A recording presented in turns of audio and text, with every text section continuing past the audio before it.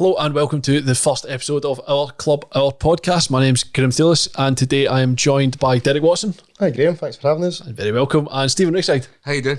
All good, mate. All good. It's an interest. What are we doing here?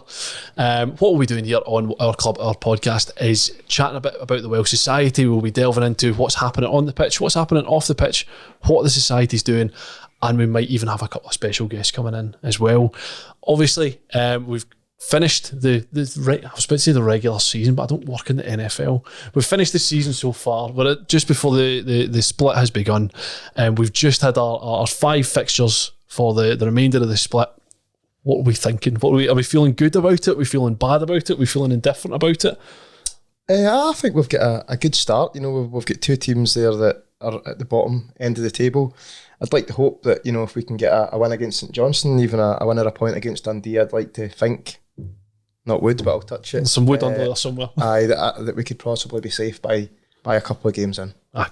I think you're looking at the 2 home games, the one against St Johnstone and the one against Kelly, is the ones that you don't need to win. I mean, I think the away forms maybe not been the best this season, but I think that it's good to get St Johnstone early on and hopefully just get the job done and then kick on for there and then look to finish as high up the table as we possibly can. Absolutely, and I totally agree. Like the opportunity, it's in that point of the season where it feels like all we need is just to get back-to-back wins. If you get back-to-back wins at any point, then we'll be absolutely fine and we'll see ourselves out for the remainder of the season. I felt that we reached 38 points. It was a case of no team has ended up in the playoffs with 37 points or less, or no team's ended up in the playoffs with more than 37 points. So I was like, if we get 38, we'll be fine. And then the next sort of 3 or 4 games happened. Like, what's happened here? Why are we still in bother here? So I win back-to-back games, see us out until the end of the season, and that gives us a chance, Hearts, Kelly, County games, to do something a little bit different, to give the manager time to experiment things, change things, see some of the youth players come in as well. Absolutely, yeah. And listen, it's not going to be easy. It's not. It's very, very tight down there. We can't be complacent, but I'm hoping, as I say, that we can see it out and have a real fresh start next season. I think the manager showed some real flashes with his team, you know, what he wants to do and what's possible out there. The standout, I'm sure we'll speak to Michael about later in this episode, is the Rangers game, and you know, that high press and intensity and determination to get the result. And I think if we could see more of that next year, that would be a real positive to take. Absolutely. I think the important thing is, as Derek says, we've seen signs of what he's trying to do and what he's trying to implement. We mustn't forget that how short a turnaround he had when he came in to get things going.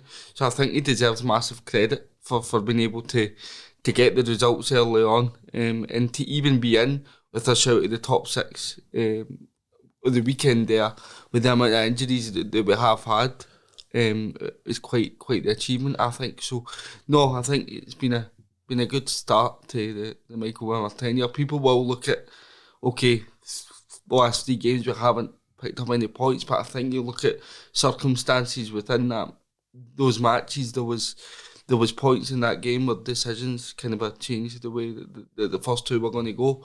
But I think to get a clean sheet against Hearts, and let's not forget we ended up with a makeshift back 5. We ended up with Johnny Katrumbis and Stephen O'Donnell playing centrally when they're more suited to playing fullback. So no, good to get a clean sheet, and the point is important because of where we find ourselves now. Absolutely, the manager said that as well, and there was a real turning point in that game where Ross County just equalised against St Mirren, and I think it was just after that Casey just nodded over the bar as well, and it just felt like that was the real sort of moment.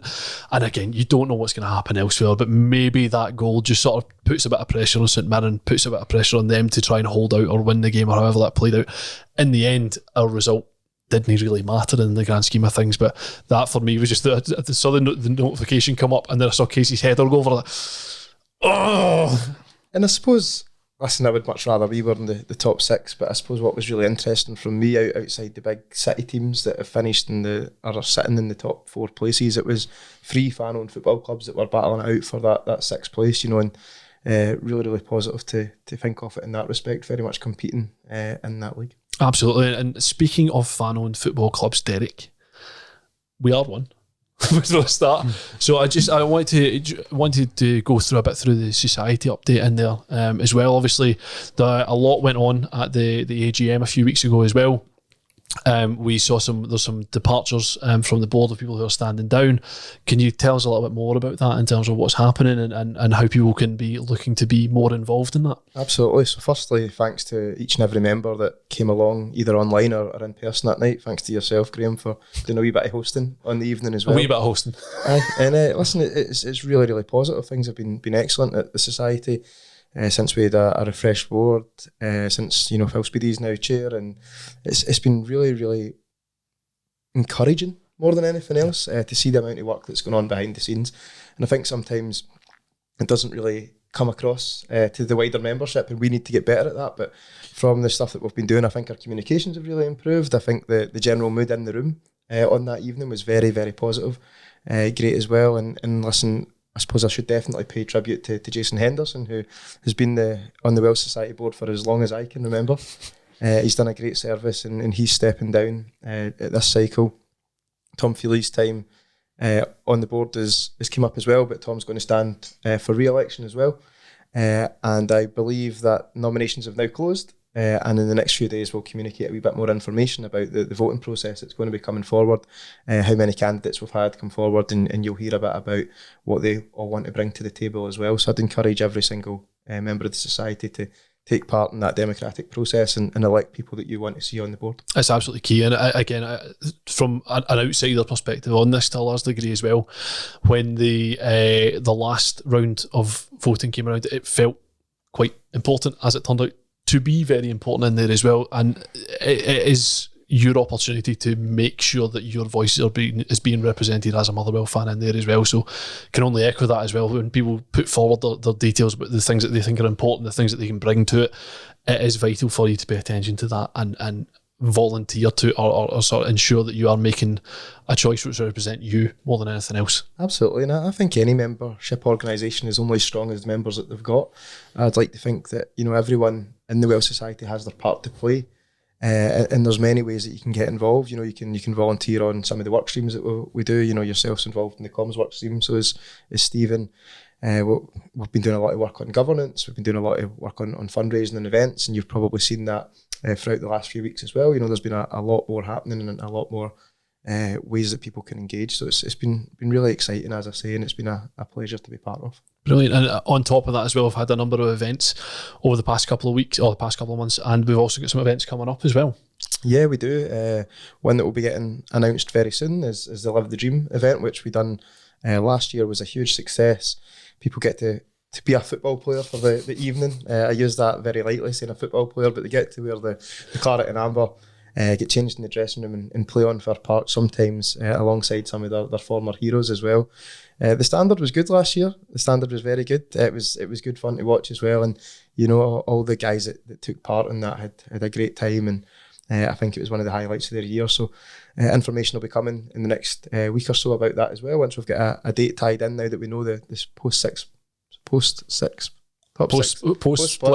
fixtures. Yeah. You know what I'm trying to say. Yeah. That'll be coming very soon as well. So if you're interested in being a Motherwell player for the evening, keep your eyes on the socials. That'll be coming up. And obviously we had the comedy night as well, which seemed to go down an absolute storm too. Comedy night was brilliant, yeah, hosted by Raymond Mearns.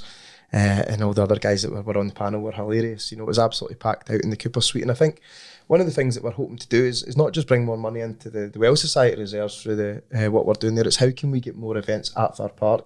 How can we be putting more money into the football club? And I think in all the events that we've done recently have done a decent turn for the club as well. So it's just a bit about that working together and everyone pushing in the same direction. And it feels like we're at a really good place just now.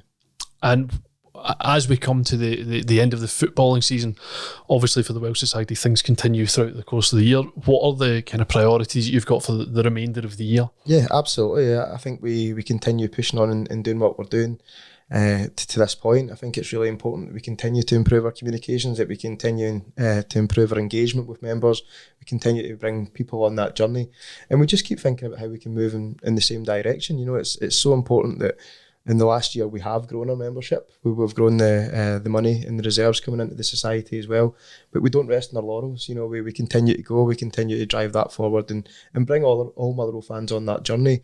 I think we're at a really interesting place at the moment at the football club. And it's how can we make sure that as many season ticket holders are signed up to the Welsh Society as possible, as many Welsh Society members are season ticket holders, and everyone realises the part that they've got to play in driving the football club forward and taking us to the next level. And it's not even just a financial contribution as well. Like, again, as you mentioned, the work streams in terms of the Welsh Society and the work that you're doing, if you think you have something to say, something to contribute, if you have some expertise in whatever area that you think might be of use, how can people get involved with that as well? Absolutely, yeah. You can get involved by getting in touch with the society via social media channels or via email. We'll make sure that all the details are on the bottom here below. And yeah, I think it's just really important to note as well that it feels like the club and the society are very much one at the moment. You know, over the past few months, we've had some really positive discussions with the executive board. We've had a really positive strategy day where we've worked together on things that we want to be doing. Some really exciting pipelines in the project that we'll hopefully be announcing in the not too distant future. And yeah, it's just I know I keep going on about it, but it's a real positive place to be. And I think, don't get me wrong, the executive board would... they're probably fed up with us throwing ideas at them in WhatsApp every single day. But I have to say they're very receptive to it, and it feels that we're all moving in the one direction. And hopefully, with the new manager coming in as well, new board, new executive board, and after the elections for the society, another few new fresh faces or continuation on there will be important, and we move forward together. And speaking of the manager, we've now got Michael Wimmer. So we've got a special guest for episode 1 of our podcast. We have the manager. Hello, Michael. How are you? I'm fine, thanks. Enjoying yourself? Nice to be here. Yeah. Quiet weekend coming up as well. No fixtures this weekend. Big plans? Yes, big plans, because my family will come there. First time for them to be in Scotland. They will arrive on Thursday, and then we have many things to do. Yeah, there's 3 childrens. One want to see Stirling, the other one want to see Edinburgh Harry Potter, and the youngest kid want to see the Loch Ness Monster. So it's a lot to do. That'll be fine. We know we're going to the Highlands for the last game of the season, so you can get a recce of Loch Ness and see the Loch Ness Monster, and that'll be absolutely fine. So it's been a fast introduction to Scottish football for you. You arrived and immediately right into the thick of things. How have you found it? Yes, it was really rushed, because I arrived and was the first game Dundee United, and I think there was a midweek game Dundee FC. So many games in a short time, and in a big squad, and to get to know everyone, it was very difficult. And no time to settle in, and also not so much time to get to know the league. What is very important, the experience now is to get to know the league, to know the playing style, the different playing styles from the teams. And this was not possible in the first 2 weeks, but I think the result was okay. There was 2 wins in 3 games, and so it was a good start, a difficult start, stressy start, but fine. So this is part of the game, yeah. Absolutely, yeah. And tell us, how did you find your way to Motherwell in the first place? How did that process come around? I'm going to assume you've never been to Motherwell before you were the manager, but how did you find your way here? Oh, this is a long way, a very long way. So I had my own career. I tried it. I say tried it. Yes, I tried it as a professional football player. I played for 1860 Munich in the youth. Then I played a third league. Then I changed to Greuther Fürth, and I played there for the second league, but no matches, so only for the second team. And then 2002 I stopped, and I said, hey, come on, I want to be a coach now. And I played for semi-professional football at home and started my coaching career. 2010, then I got the first professional coaching. Yeah, what would I say? So the coaching offer from Nuremberg, who was the under 15 team, was the first time it was a professional coaching job.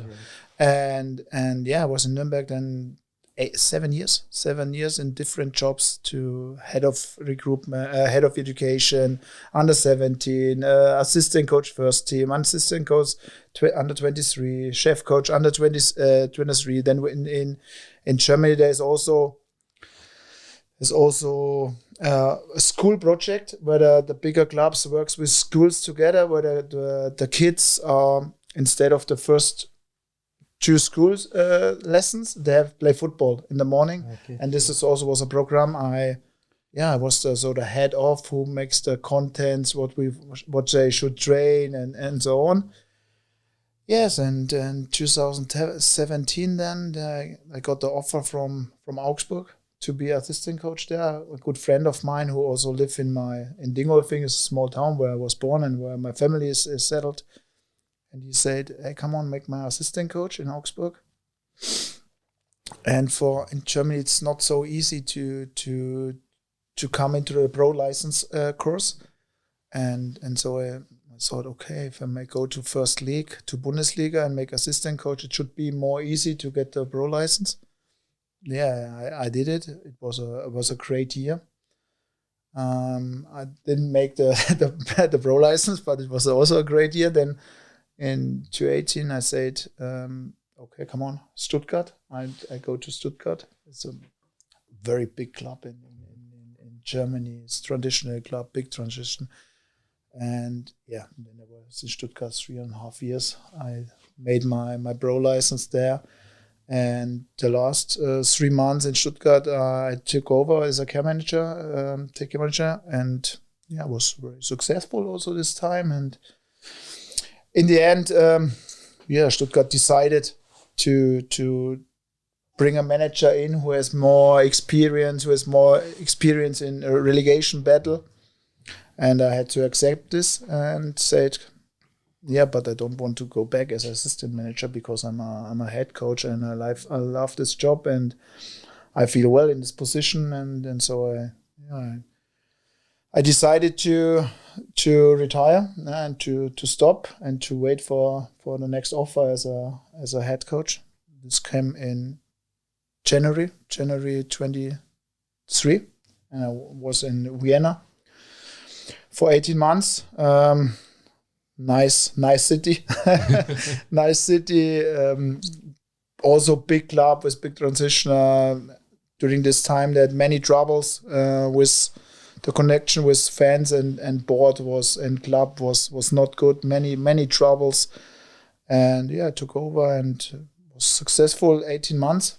And then how it is in football, often if the results are not good, then the manager has to go. So is football, is part of the game. And then I was at home from May 24 since February 2025. And during this time there was not a lot of, but there was many offers and to get in touch with many clubs and I was not sure if it is the right moment to do the next thing, because I thought there happened too much in Vienna, what I have to deal with, where I have to bring out of my mind, where I have to work also with a mental coach and work with other guys with a lot of experience in this job, or if there is trainers or sporting directors, and this was a good time. And also Christmas time, I felt, now I have to work. Now it's boring at home, and the kids are annoying me, and my wife is annoying me, and now it's time to work. It's time to leave. No, my wife is great. My wife is fantastic.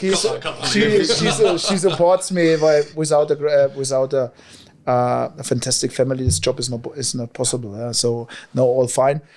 And then in February, in January, I was in Wrexham. Wigan. I watched League One, right, okay. And then I get in touch with another guy who was in touch with Motherwell, and after this journey, there was a contact. I got in touch with Motherwell, and I said, okay, give me time to get a opinion about the squad, to get an opinion about the club and the history and everything. And then I had a very good meeting with them in Edinburgh with Brian Craig, and this was fantastic. It was a fantastic mood in this meeting, a great connection, very very empathic, and then I made some I don't know how to say it. So I informed me about the club, about the supporters, about the transition from the club, because this is important for me. For me, it's important that I come here and I had a good feeling, and the supporter that I don't like clubs who has no fans. I don't like this, and so I saw the atmosphere was in the stadium, and I thought, this could be a good fit, and so no risk, no fun. Was that a big part in you deciding to come to Motherwell then, the connection between the club and the supporters? Absolutely. As I said, I don't like it to come in a stadium and you don't feel a connection between the team and the fans and the board. It should be a together. I know it's not always easy because there are expectations, the results, and always different opinions. But in the end, it should be a togetherness. And I think especially for a smaller club, and this is not disrespectful, this is for a smaller club, there's a big connection, and then you've always the chance to be successful. And this is something that was for me important. I knew that it took time to be successful, of course, but if you have a togetherness, then everything is possible. And the fans here, since I'm here, are great, and so I'm not surprised that the mood and the atmosphere is so good, because I expected this, because I informed me before, and I'm not surprised. I like it.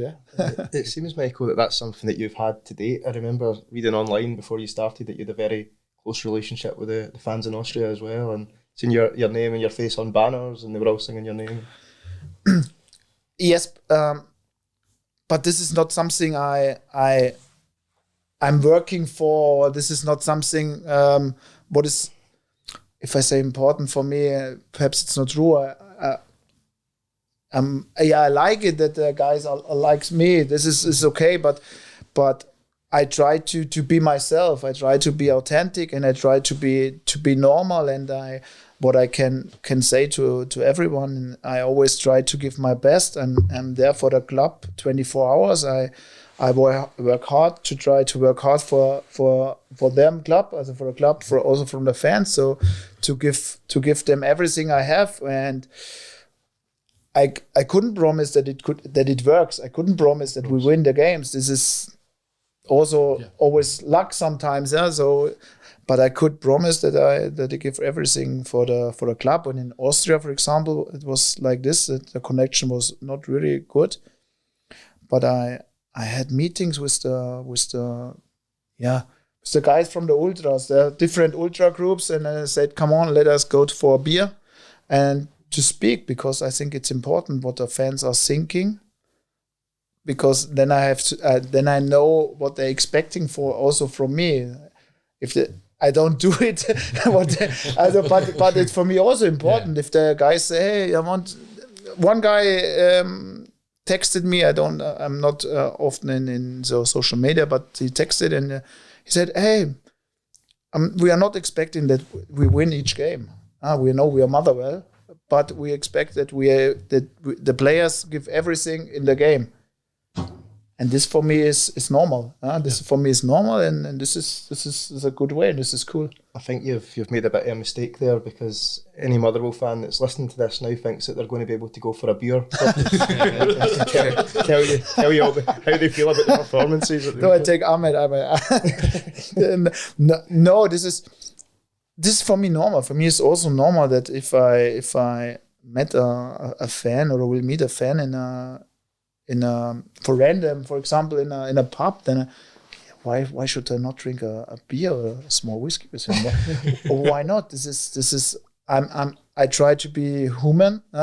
This is important for me. I grew up in a worker family. This all I have is I have worked. It's not a gift. I have worked for this, and so I know where I'm based, and my wife always grounded me, so bring me back to the bottom. No, this is no problem for me. Have you found yourself a favourite Scottish pub yet? This is a big question. This is a big question. The fans will be inviting them to the Mallard and Dingwall. It's fine.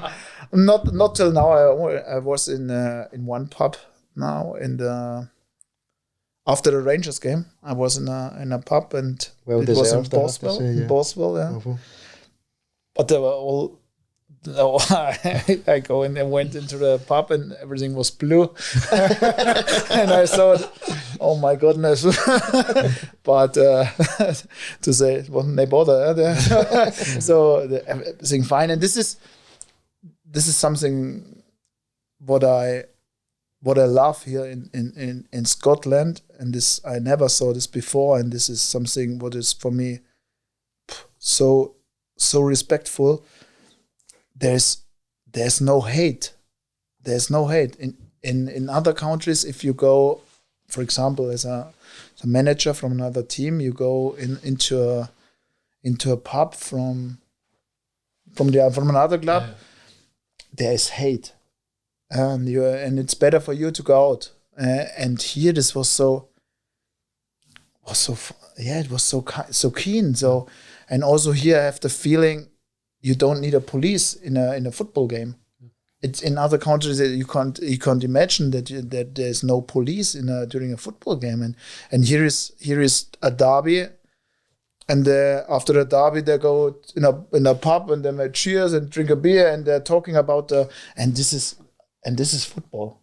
I think this is football because you can be a rival 90 minutes. You have to fight 90 minutes, and after 90 minutes the better team wins or the luckiest team wins, and then you have to congratulate and all fine. And here this is brilliant. I never saw this before. You mentioned the Rangers game as well, which must have been one of the highlights so far of your time in Scotland as well. Certainly one of my favourite memories of this season. Anyway.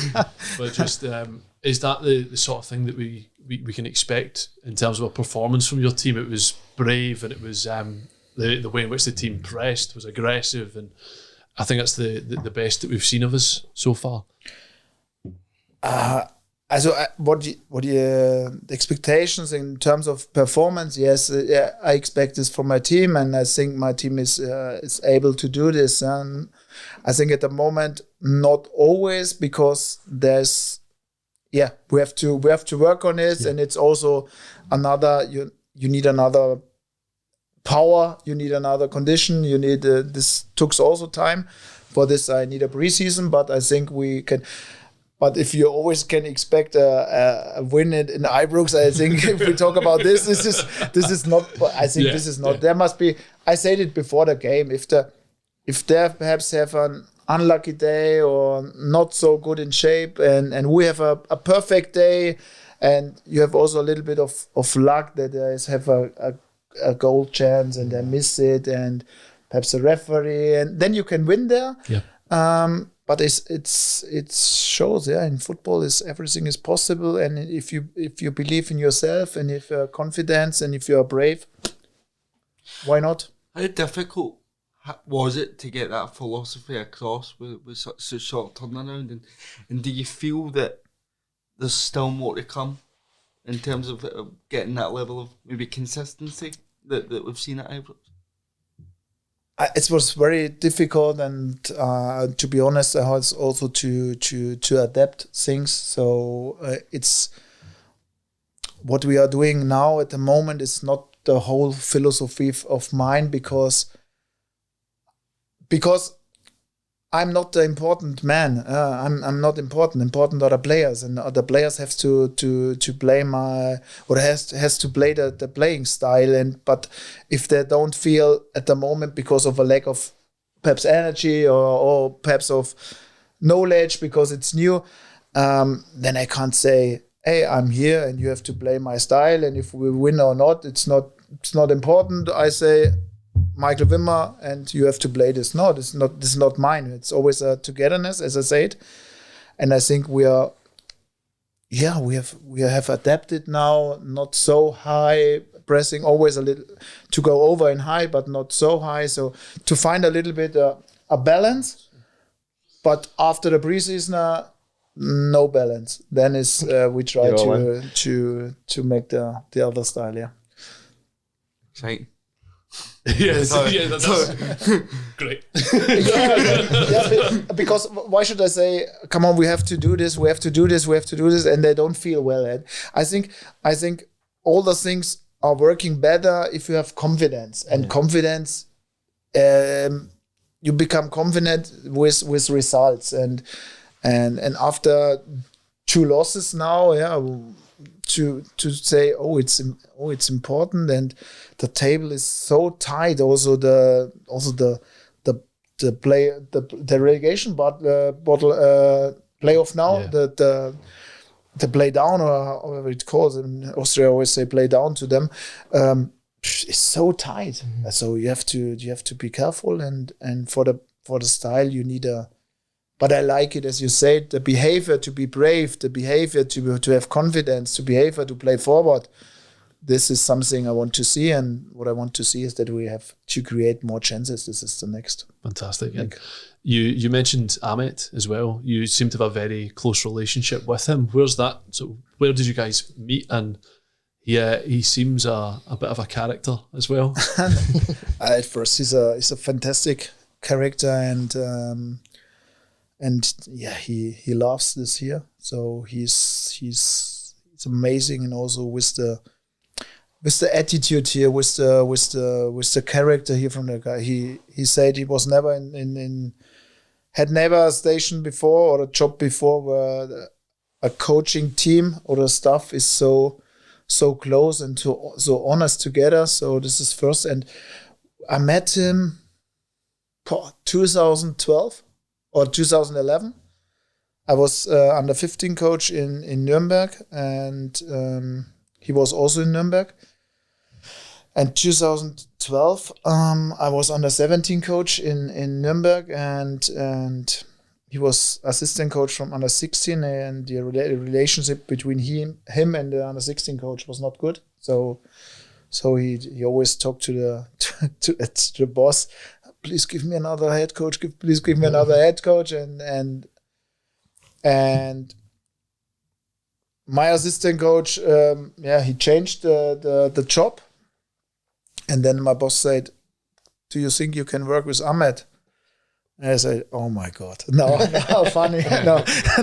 I said, yes, I don't know him, I didn't know him, so I tried, yes. I said, okay, I tried, and then it was the begin from a very good relationship. His birthday on the same day as me, and this is not always good, because we are both, our head is not always easy. As our mind is not always easy. We are strange in our character, but this is also good, because he's nobody who says yes. So he has his own opinion, and he always, we always had a lot of discussions about something, because he sees things otherwise than me, and this is good, but this helps me and develops me, because I'm not always in the position that I'm right with my opinion, and so we worked in Nuremberg 5 years, and then then the relationship stopped never, but I went to Augsburg and Stuttgart, and he stayed in Nuremberg. And then I said to him, come with me to Vienna. And he said, yes. And for him, it's the same. He has also a wife and three girls, 3 children. It's not so easy always to be so far away from the family. So for me, he is a very important guy, because he helps me. Our families had a good relationship, and this is important. Yeah. And at the moment, you're staying in the same house. Yeah. Who does the cooking? if I am normal, I'm the gaffer, so I have to say he. But I am the guy who stands in the kitchen and are cooking. No, we normally go after the training to take a dinner and to see a restaurant and enjoy it. But we are discussing the whole day about football, and so it makes easy. So it makes no sense that everybody has his own flat. So, for example, now where my family is coming on Thursday, he flies home because we have the days off. He flies home, and so it's no worries. And if they come and he's here, then he has to go to a hotel. Have you tried any Scottish cuisine yet? A deep fried Mars bar? Or? This was too difficult for me. What did I try? It's do you know what a Mars bar is? The chocolate bar. Chocolate bar. I love the tea cakes. The tea cake? Yeah. Just down the road in Ottington. Yeah. There's not one dessert I have missed a tea cake. my freezer is full with tea cake. No, this is brilliant. Wow, tea cake is I love it. Obviously, as well, through your coaching career, you've worked at all of the youth levels as well. Are we going to see a focus at Motherwell on youth players? Obviously, we have a history of a number of very talented young players coming through. Have you had the chance to assess them or look at them, and is that something that we're looking for in the future? Yeah, absolutely. So I always try to implement youth players in the training session. So perhaps on upcoming Thursday, we make a session only with youth players and loan players.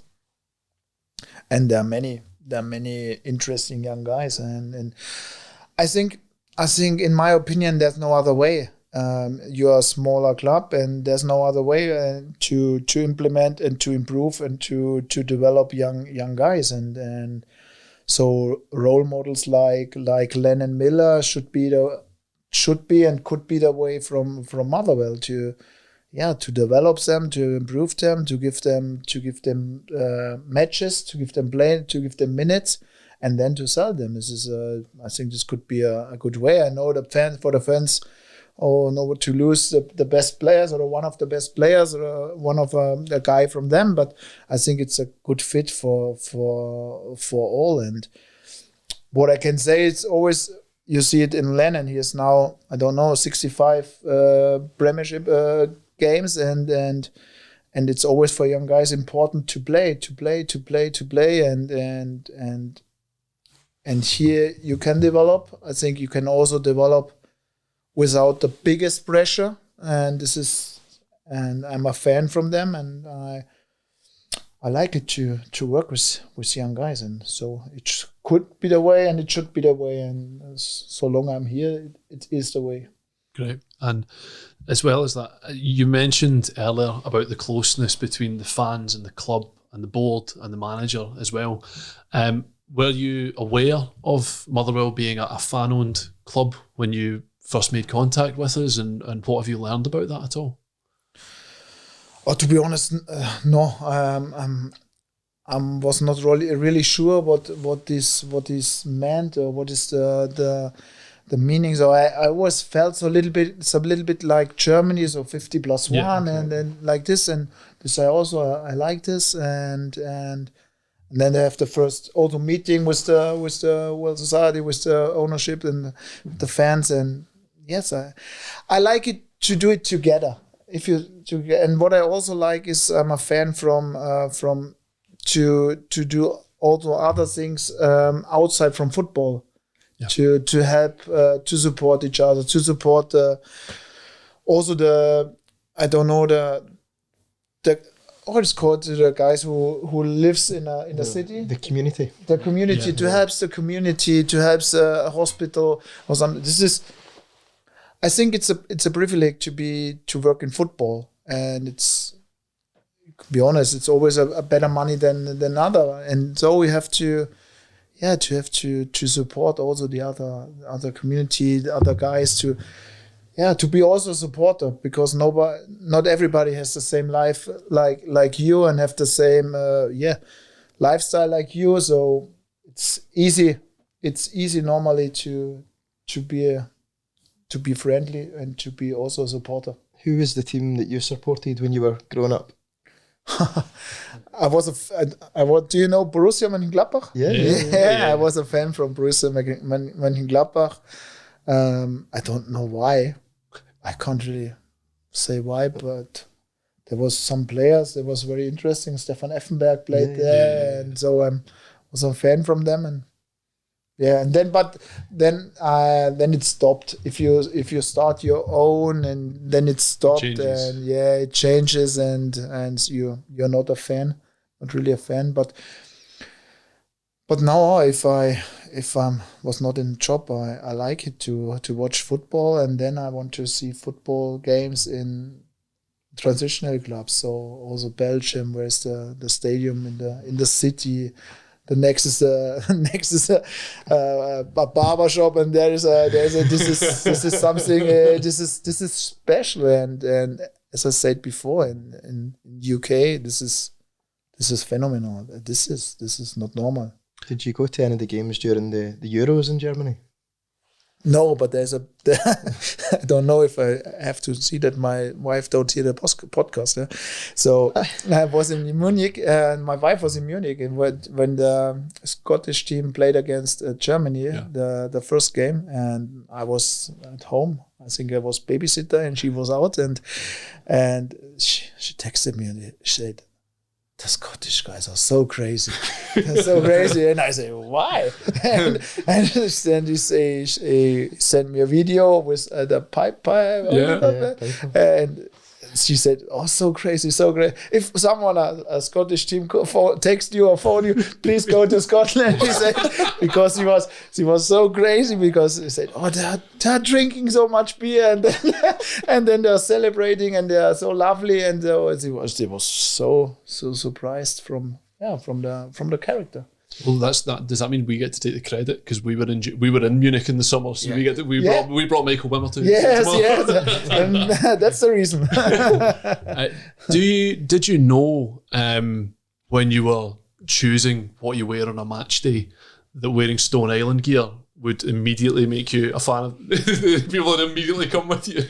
No, after the game, yes, it was Dundee United, and then on Monday I went to the office, and I don't know who said to me, "Oh, you're a social media star now because of all." I said, "Why?"